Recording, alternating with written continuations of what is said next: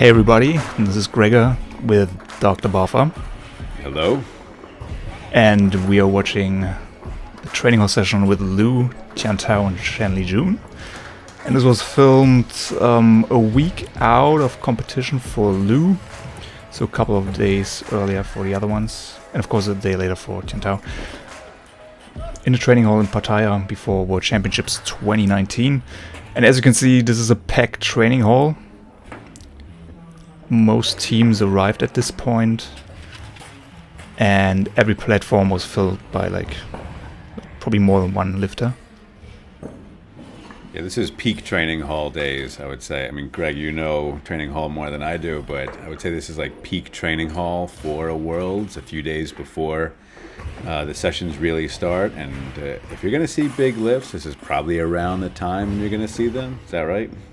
Yeah, that's true.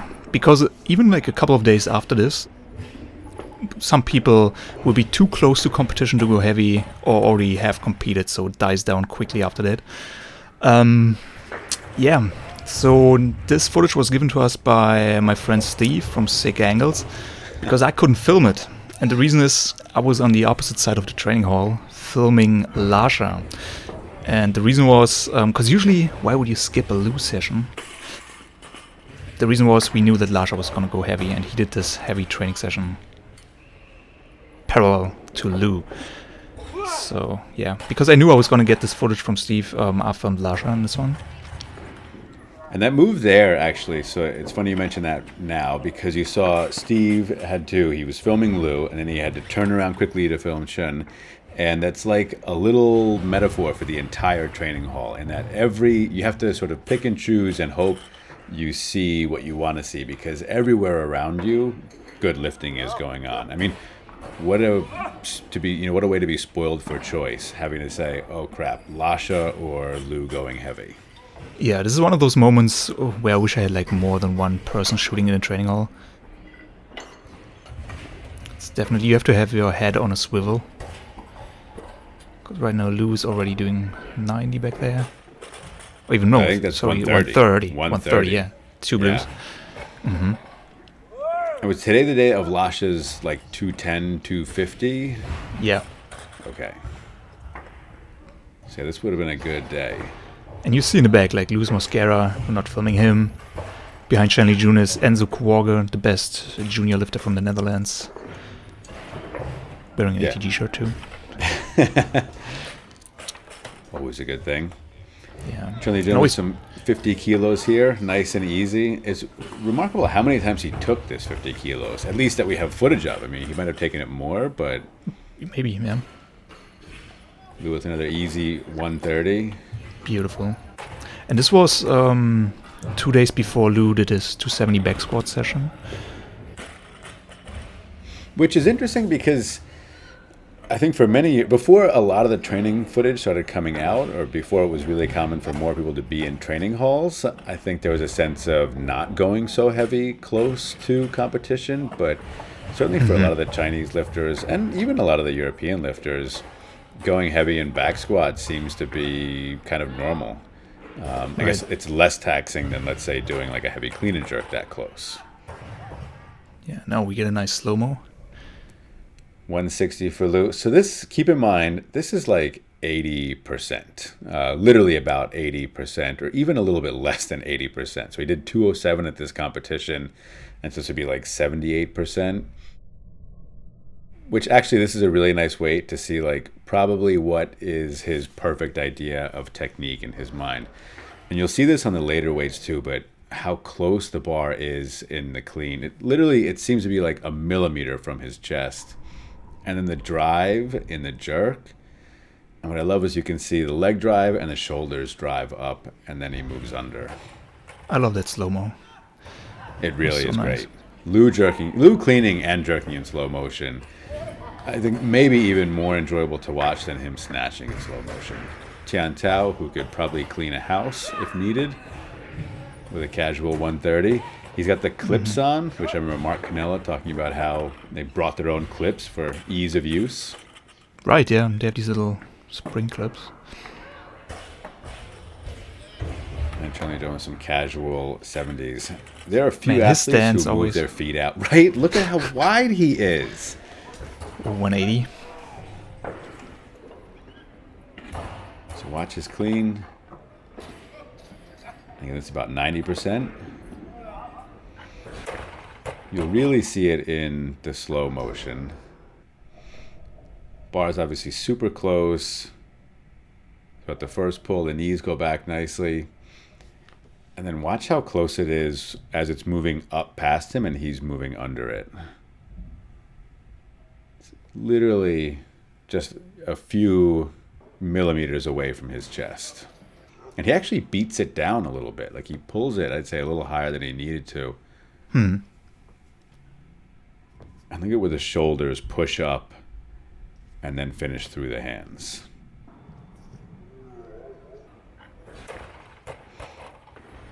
No big deal. Casual 180. Tian with 160.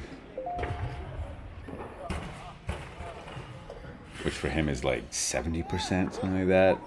And then Liu, his top weight for the day.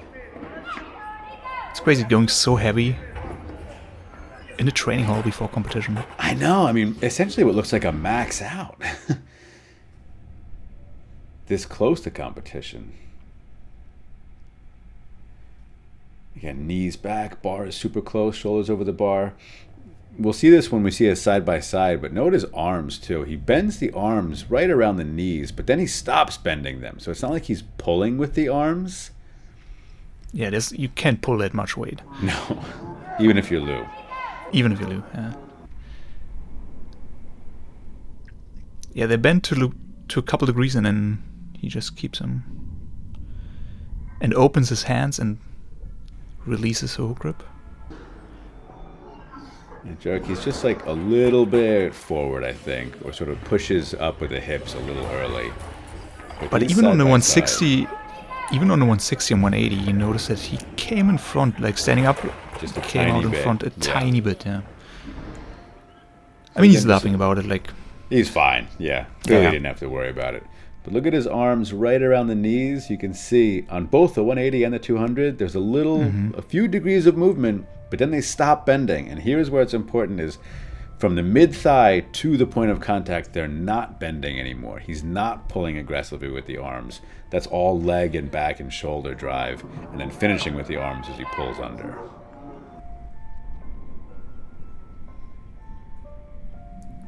Notice the hands now? Yeah.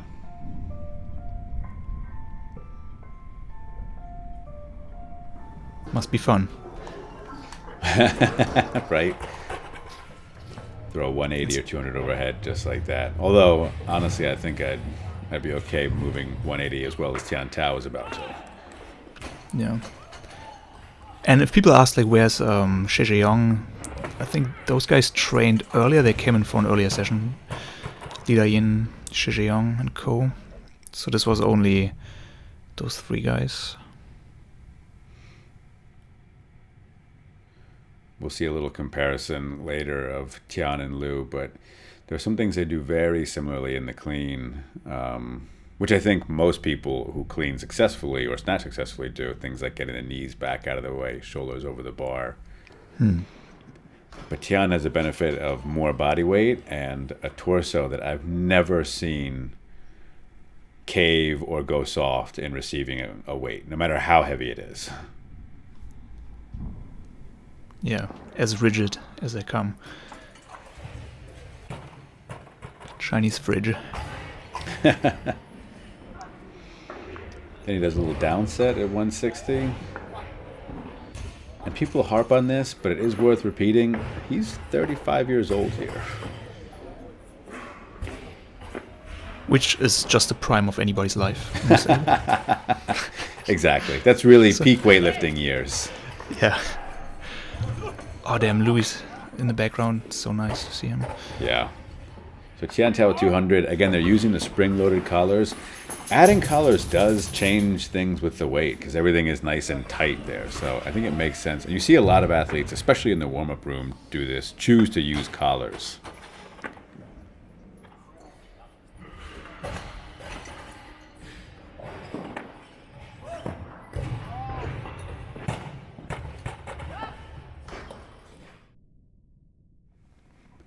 So here's Tian's 200. And I'm guessing because Steve didn't, there's no other footage, but I guess this is as heavy as Tian Tao went in the training hall this day, even though for him, this is not near a max. I mean, he did, what did he do here? 231? Yeah. I mean, even after the session, because when people came up to me telling me, oh man, you should have filmed this and that, and already there were legends being started, like, oh, he did 210, Lou did 210, and it's like, no, he didn't. There's footage. There's proof of what happened or what didn't happen. Yeah. So here we get nice. Tian and Lou, a little face-off.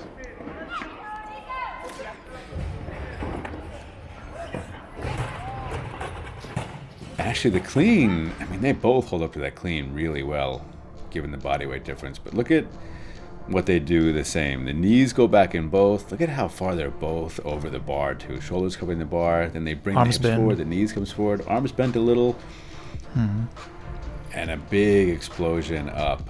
And look at how close both of them, that bar is to the chest as well as it's going past them. I really don't think it can be emphasized enough that you need that bar close for a quick turnover.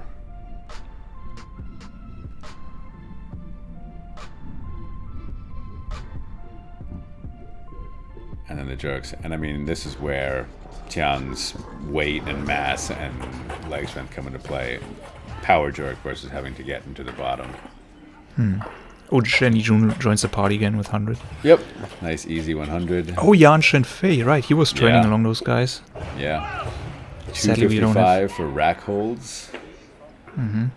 73. So I think we've mentioned this in other videos, but among many benefits for the Chinese athletes, it's just ridiculous amounts of strength. And something like this, building static strength, the ability to hold weight, to not collapse under weight, like, all the things being equal, if you are a strong athlete, it just makes your life easier, and it means if things are out of position or slightly off, or you feel slightly off, you have the strength reserves to still perform at your best. So here's Lou doing pulls at 210, and he will, as you'll see, go significantly heavier.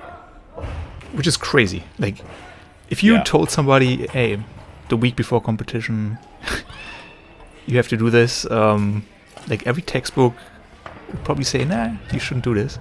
Yeah, no, exactly. I think most athletes would not. But if you train like this, there is some merit to the idea of the body can be sort of acclimated to this to such an extent that doing too much less can actually be detrimental. Yeah. So Lou going to 240. So 210 was only like 102% or so. Because again, he does 207 here. Now we're well past that. 240 kilos. And yeah, this is not far from competition.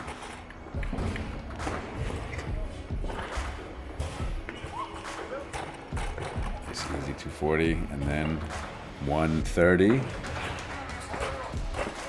And he actually does this for a double. There's a cut in between, but it basically is a double. And this one I'm pretty sure he just dumps that forward.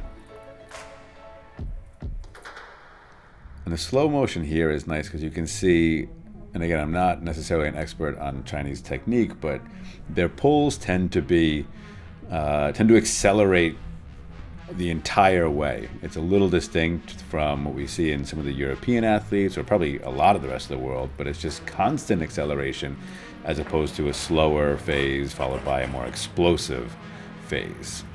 And then back over to Lou, 270. Look at this. Who does that close to competition?